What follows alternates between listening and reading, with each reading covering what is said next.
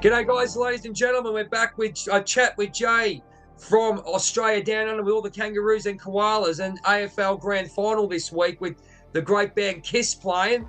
So you can see I love my rock and roll and all that, but enough about me. What about my great friend over Atlanta, Georgia, if I'm correct? If I'm close? No, I'm hopeless. I am. I don't know what's going on sometimes. But at the end of the day, let's talk about where this great man I've got on. He's a great friend of mine. We're both yoga practitioners. His name's Travis Mahaffey.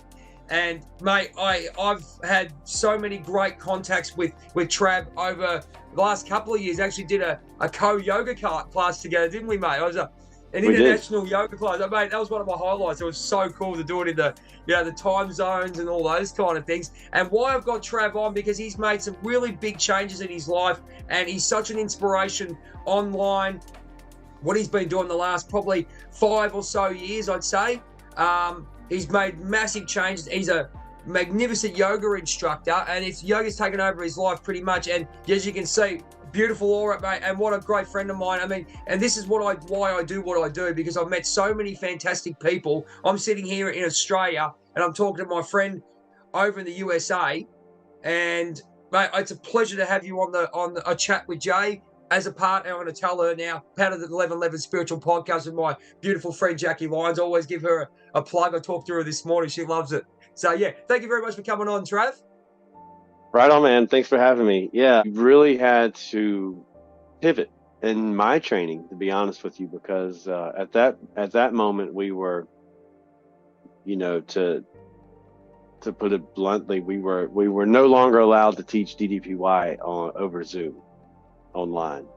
So at that time, all of my students had been online because the gym that I was teaching at previously had shut down for COVID and just never reopened. They closed their business. Right. Yeah. So there was nowhere for me to go.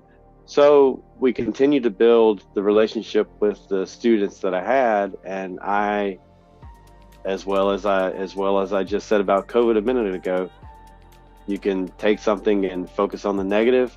But what I did is I looked at it as, in the end, a positive, because what I did was I expanded my practice. I went through Lucas Rockwood has Yoga Body, and he has a great program. He has a great philosophy. He approaches things from a scientific based as well, which makes it a little easier. So, excuse me if I'm not looking at the camera. So, because I'm going to put these up on our thing. So, who was that one name, mate? Lucas Rockwood. Yep. Rockwood. Okay. And he's Yoga Body. One word, Yoga Body. Yep. No worries. All right. That's all I need to do.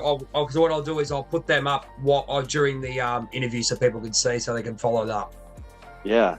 And then, of course, as you know, Brian Kest. I went through Brian Kest's teacher training, and how do you spell Kest? K-E-S-T. Kest. Right, gotcha. Yep. Cool.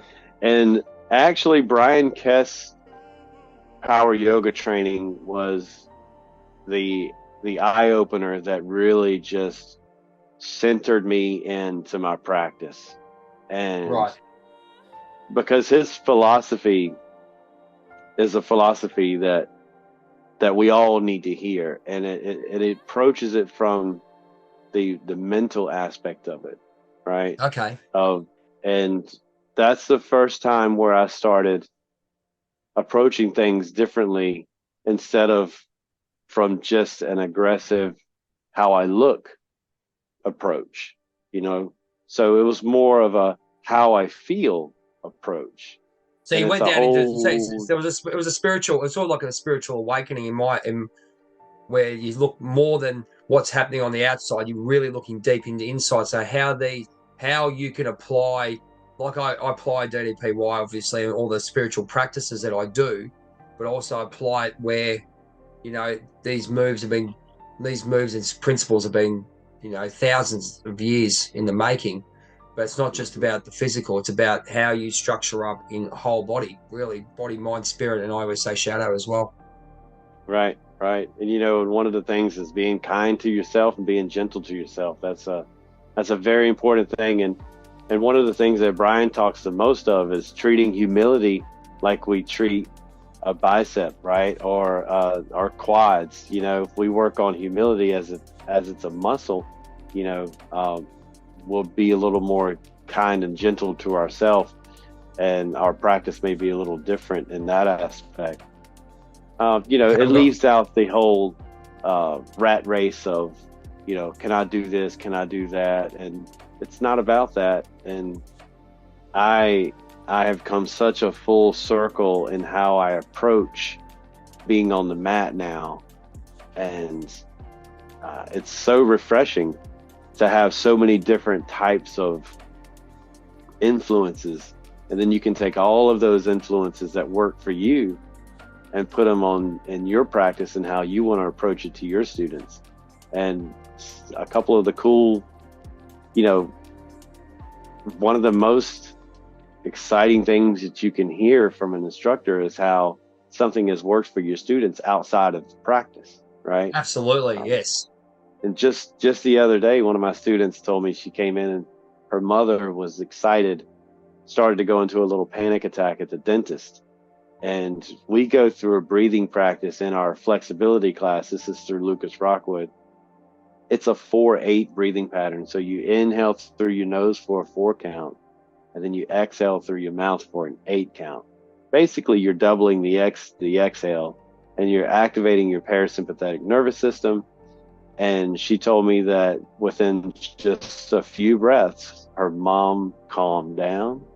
And I said, there you go. That's exactly why we do what we do. If it helps somebody and you can hear that, then that's good stuff.